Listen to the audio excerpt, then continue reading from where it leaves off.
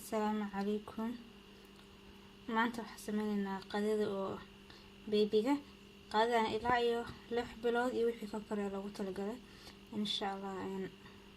Miraha basta mirka aan kusoo diyaarsaday hadana wali karinin waxa ku jira baradho, karooto, yaanyo iyo barbarooni iyo bocor insha Allah. Marka digsiga ku shubo waxa ku daba shubaya sidoo kale waxa la jiray bariis aan soo qasaasilay iyo qudaarta bacda ku jirta oo frozen ka wax yar cusbo ah iyo wax yar saliid insha Allah.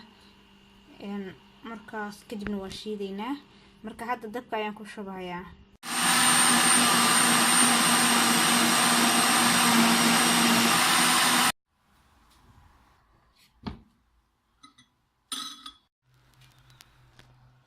okay inta hadda cunug u gurana intaan kalena fridge kan gelinaya marba inaan karkariyo maadaama baby kale yar ah haysto intaan 3 bir ilaa 4 bir ku filan.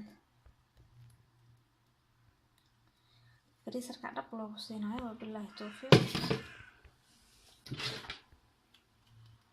daboolka dhaq loogu siinayo